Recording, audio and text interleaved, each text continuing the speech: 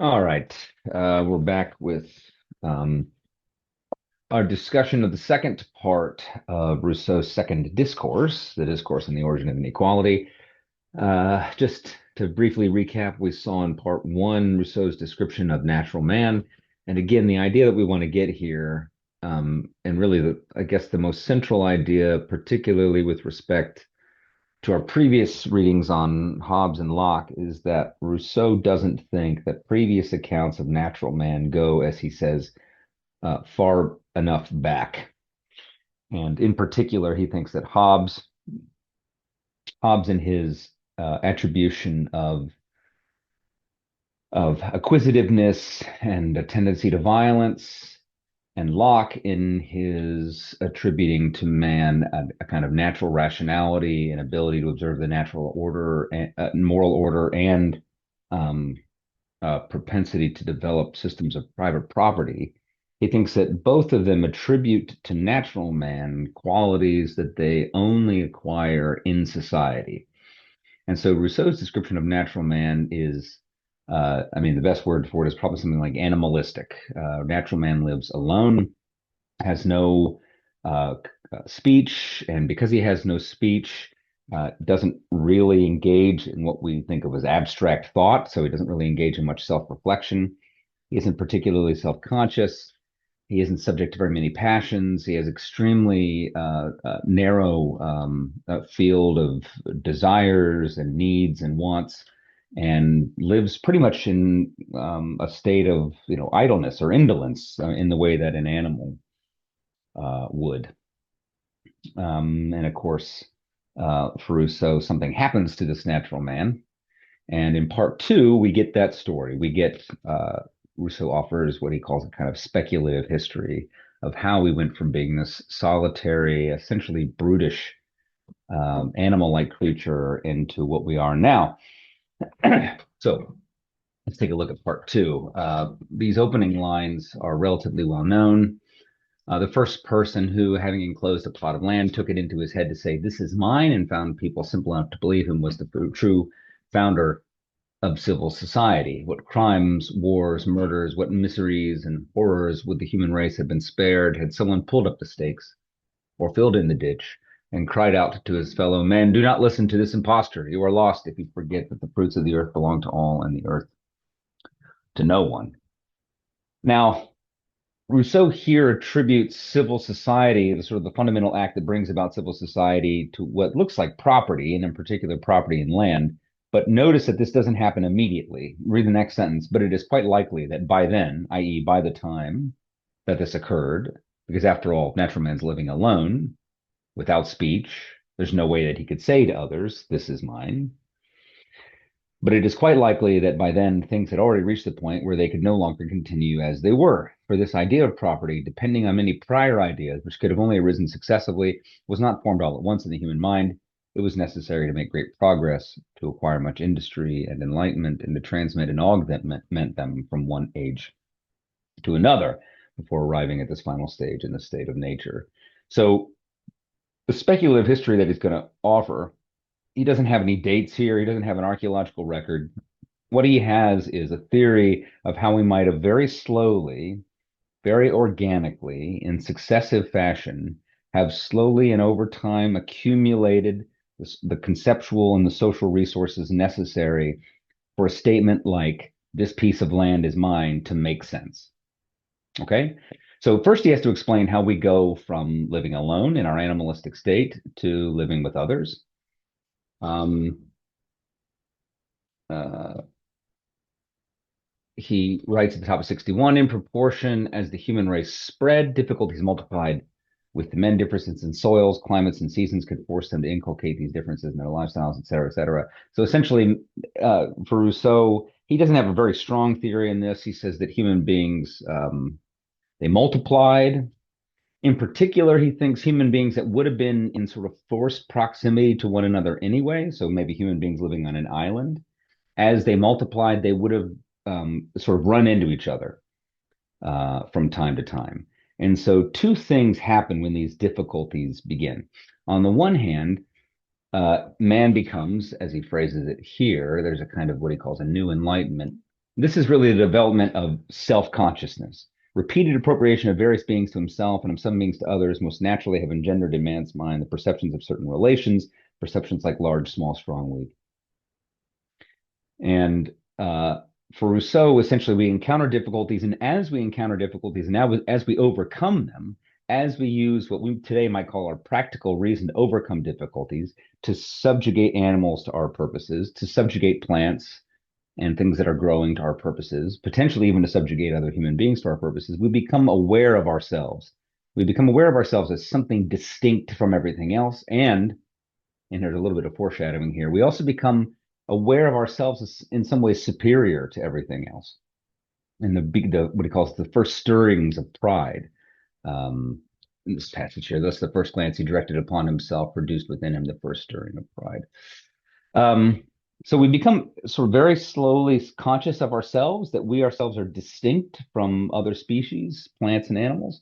And then we also run into each other and we begin to cooperate with other members of our species. And the way that he phrases it at the bottom of the page, taught by experience that love of well-being is the sole motive of human actions, he found himself in the position to distinguish the rare occasions when common interests should make him count on the assistance of his fellow men, and those even rarer occasions when competition ought to make him distrust them. Um, so we begin, in other words, to sort of maybe on a one-off basis cooperate with others, maybe in the herding of certain animals or in the hunting of certain animals. No sort of prolonged expectations, no sustained contact, no repeat arrangements, but just a sort of one-off instance of cooperation or of competition. But slowly and over time, he says we might imperceptibly acquire some crude idea of mutual commitments and of the advantages to be had in fulfilling them.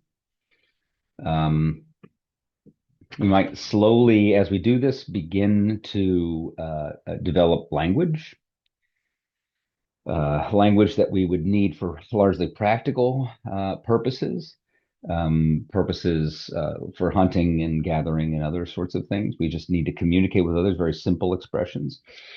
And so we begin sort of slowly over time to come in closer and closer and more sustained proximity to other people. And then eventually, this proximity will lead to a cohabitation of a certain kind. As he writes at the bottom of this page, the first developments of the heart were the effect of a new situation that united the husbands and wives, fathers and children in one common habitation. So, in other words, ultimately, the close proximity of us to one another, the development of very rudimentary language, if you add that together with the sort of biological drive for sex and reproduction, eventually what happens is you get these family units that come together. The family units will originally have sort of a conjugal basis, but as children are born, there will be sort of natural affections that grow between husband and wife, but also between the parents and the children. And these homes really become, for Rousseau, and Rousseau isn't the only one to speculate on this sort of stuff, by the way. There are many, many figures, including guys like Adam Smith and David Hume, who in the 18th century speculated on the origins of society and who pinned the origins of society on something like family relations in the home. And the basic idea is that the home becomes a kind of incubator, an incubator for sociability, right? So we learn to be polite, we learn to be respectful, we learn to be obedient, we learn about the proper relations and obligations that exist between partners on the one hand, between parents and children on the other hand, and this is perhaps maybe one of the most interesting features of Rousseau's argument, is there also comes into being a certain, what we might think of as a sexual division of labor, which eventually gives rise to the division of labor proper. So he writes, women become more sedentary and grew accustomed to watch over the hut and the children, while the man went to seek their common subsistence. With their slightly softer life, the two sexes also began to lose something of their ferocity and vigor. But while each one separately became less suited to combat savage beasts, on the other hand, it was easier to assemble in order jointly to resist them. So, in other words, as we grow in proximity to one another and as we enter these homes, we ourselves begin to change. This view is sometimes referred to as social constructivism. It has a number of names, actually, that it's gone through over the past 100 years or so in academic discourse. But the basic idea is that in the natural state, when we all lived alone, there were men and there were women, but these were largely biological realities, right? They corresponded, in other words, with sexual organs. But now in the home, men and women begin to take on certain roles, and these roles themselves begin to change us. So as men take on certain roles to do with hunting and gathering outside of the home, certain qualities emerge. So in other words, skill with hunting becomes a sort of masculine or a manly quality. The ability to cooperate with others in with respect to hunting becomes a kind of masculine quality, whereas women also begin to change as their role changes. And both men and women become softer, they become more domesticated. They don't need to be as hard and as sharp as they were before because they now have help when it comes time to find food. They now live in a house, so they don't have to constantly fend themselves off from animal attacks and these sorts of things. And so for Rousseau, as our material conditions change, i.e., as the conditions of our material life, i.e., the technologies we have available to us, the fact that we live in villages, the fact that we live in combination with others, the fact that we can avail ourselves of permanent tools, which can get increasingly good. These material circumstances likewise change us, and vice versa, right? So the development of human beings and the development of their material circumstances, this is a dynamic process, whereas changes in one will bring about changes in the other. We'll see this basic idea again later when we discuss um, uh, Marx next week. So as we move into these arrangements, we have more leisure time because we're not spending all of our time hunting or fending off predators. And as we have more leisure time, we develop better and better tools. We develop better and better huts. This is, of course, a mixed bag. He calls it the first yoke that we imposed on ourselves without realizing it. Right. So, in other words, we have better material possessions, but of course, these material possessions become things upon which we have a kind of dependence. We also develop better speech. Um, we develop certain social mores. So as we move into huts, we eventually move into villages, like small villages. We begin to develop certain bonds of sociality. So here he writes, in proportion as ideas and sentiments succeed one another and as the mind and heart are trained, the human race continues to be tamed. Relationships spread and bonds are tightened. People grew accustomed to gather in front of their huts or around a large tree, song and dance. True children of love and leisure become the amusement or rather the occupation of vital men and women who have flocked together. So in other words, the development of what we recognize today is culture. But again, all of this stuff is a mixed bag. So just as improved material conditions make us more dependent on those material things, right? A good spear means I can hunt more effectively, but it also means I can only hunt with a spear. Likewise, the development of culture, it gives us something to amuse ourselves.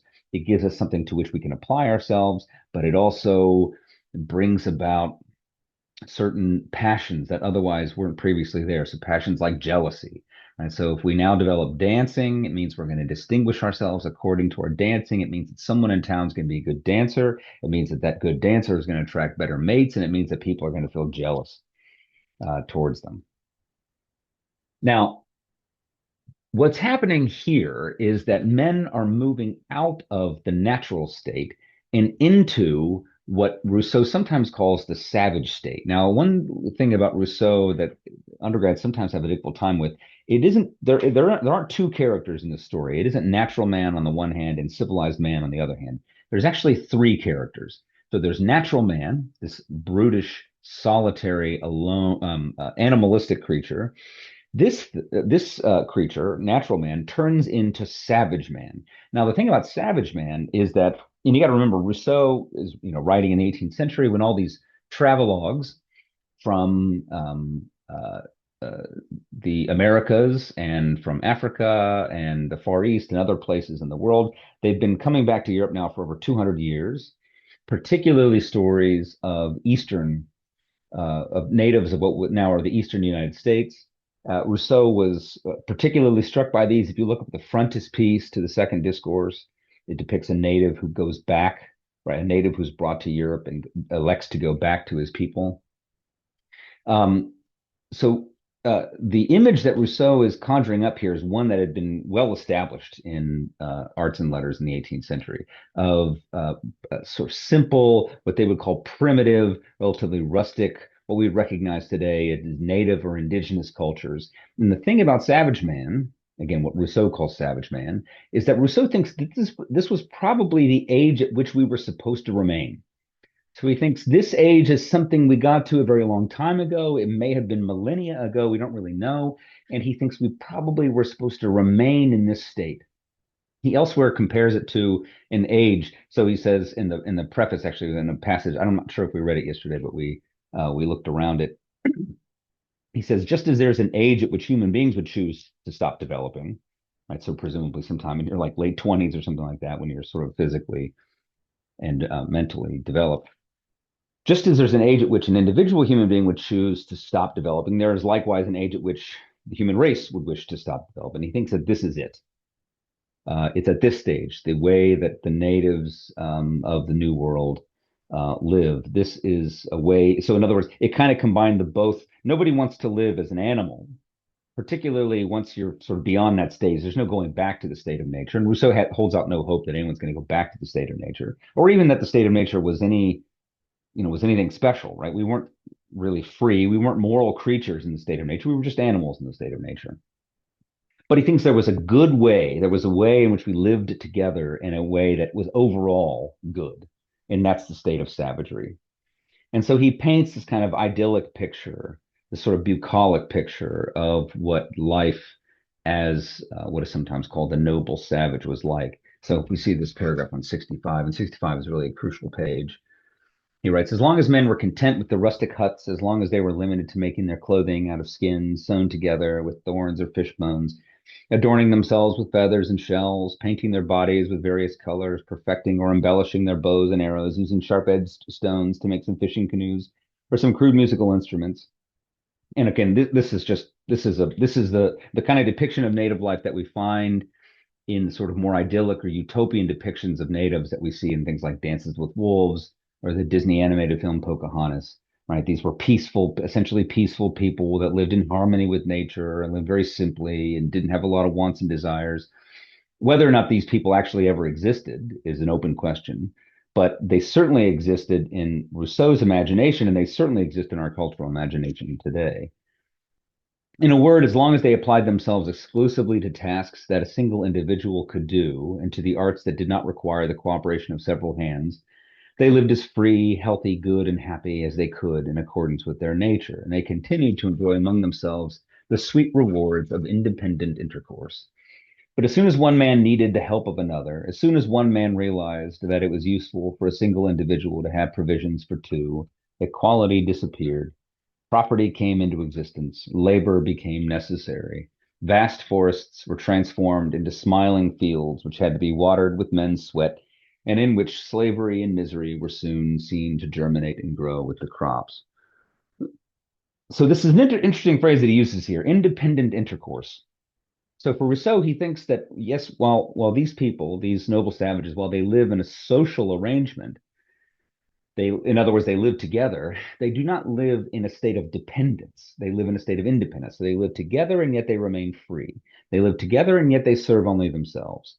It's only after the development of certain institutions, Rousseau thinks, that we see this decline into a state of dependence. And Rousseau thinks that unfreedom, slavery, these are states of dependence.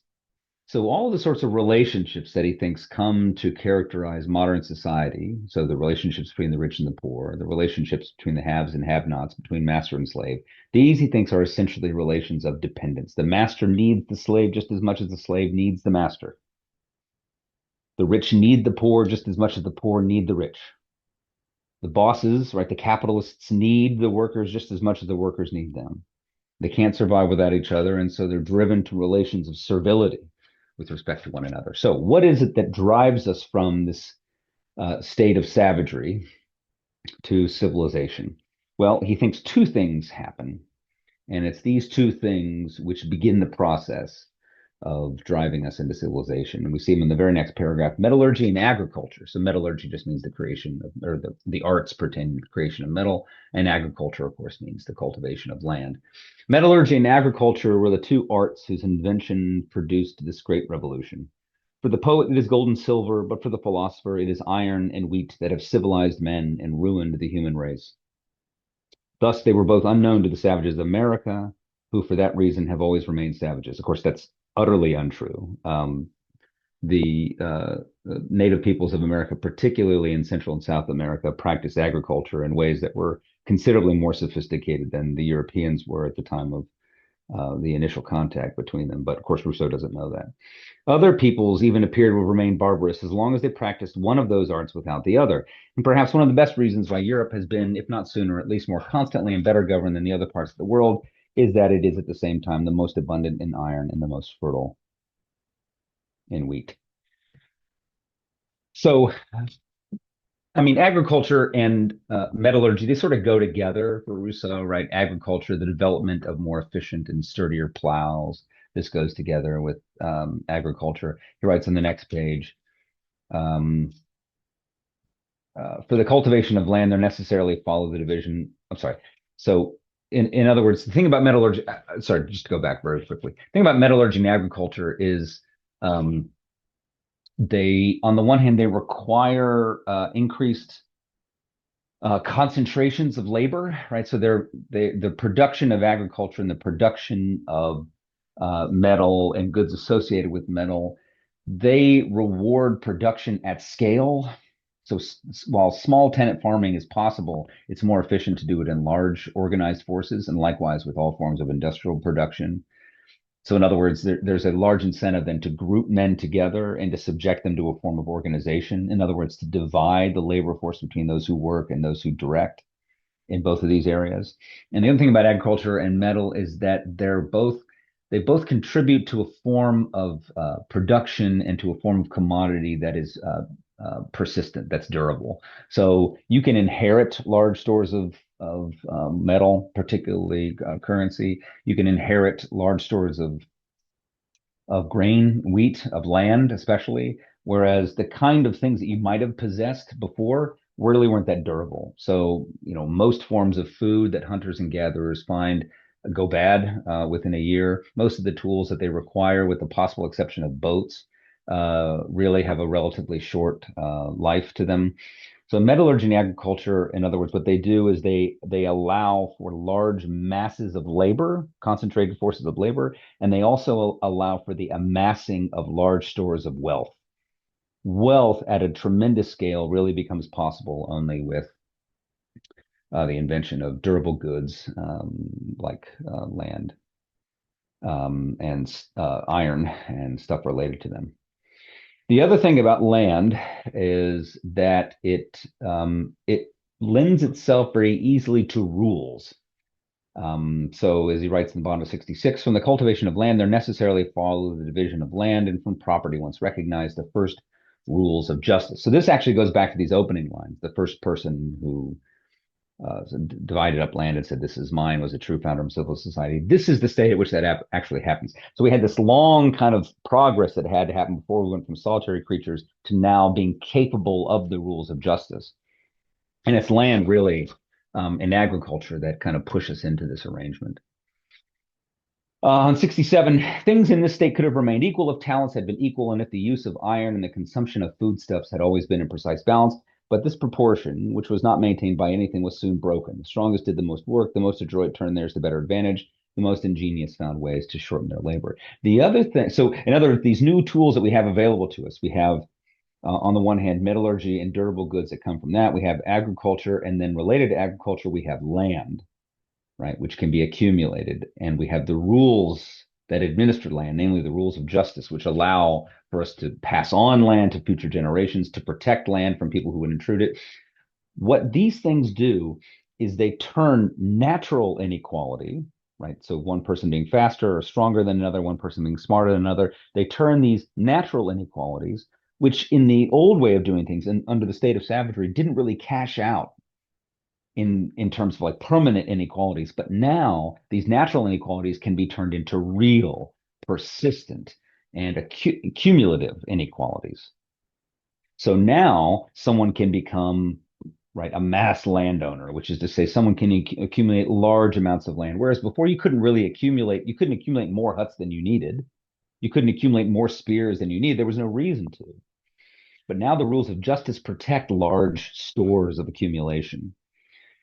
This, right, finally, this conversion of natural inequalities into new, persistent, conventional, man-made inequalities. This is what sets off a kind of whole string of events, a sort of rapid succession, which on the one hand, it represents all of the advances in what we think of as civilization. But for Rousseau, all of these advances in civilization, these are really simultaneously uh, declensions. These are decline. Represents our decline into servility and servitude.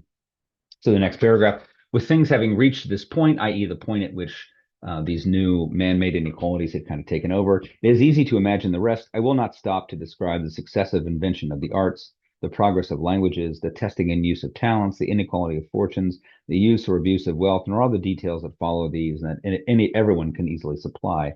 I'll limit myself exclusively to taking a look at the human race placed in the new order of things. Thus, we find here in this new state of civilization all our faculties developed: memory, imagination, and play, egocentrism looking out for its interest, reason rendered active, and the mind having nearly reached a limit of the perfection of which it is capable. We find here all the natural qualities put into action, the rank and fate of each man established not only on the basis of the quantity of goods and the power to serve or harm, but also on the basis of mind, beauty, strength, or skill, on the basis of merit or talents. And since these qualities were the only ones that could attract consideration, he was soon forced to have them or affect them. It was necessary for his advantage to show himself to be something other than what he in fact was. Being something and appearing to be something became two completely different things, and from this distinction there arose great ostentation, deceptive cunning, and all the vices that follow in their wake. On the other hand, although man had previously been free and independent, we find him, so to speak, subject, by virtue of a multitude of fresh needs, to all of nature, and particularly to his fellow men, whose slave, in a sense, he becomes even in becoming their master. Rich, he needs their services; poor, he needs their help; and being midway between wealth and poverty does not put him in a position to get along without them.